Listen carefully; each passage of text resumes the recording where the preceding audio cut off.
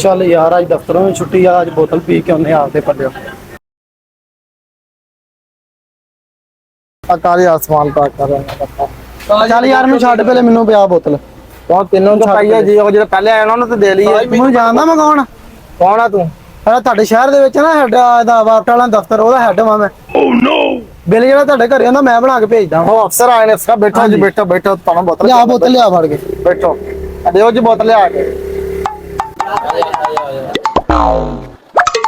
ਲੋ sir. ਠੀਕ ਹੋ, ਇੱਕ ਲੈ ਜੀ ਫੜ ਲਾ ਯਾਰ।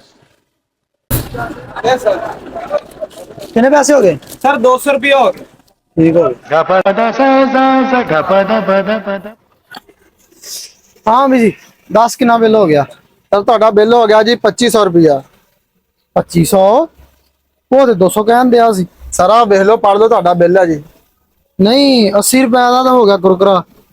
120 रुपए की बोतल होगी। आ बाकी बाकी आ की लिखा? ਆ ਟੈਕਸ ਲਿਖਿਆ ਜੀ, ਵੇਖ ਲਓ, ਆਪੇ ਪੜ ਲਓ। टैक्स बोतल फ्रिज तो लिया पैसे 400 रुपया। जेड़ी गड्डी च बोतल आई 800। जेड़े टेबल ते बैठा 200 रुपया। जेड़े टेबल ते बोतल रखी लिया 200। चलो आ सारा ठीक है, खाम का टैक्स का ਸਰ ਜਿਹੜਾ ਤੁਸੀਂ ਬੋਤਲ ਗੌਰ ਨਾਲ ਵੇਖ ਕੇ ਤੇ ਪੀਤੀ ਉਹਦਾ ਟੈਕਸ।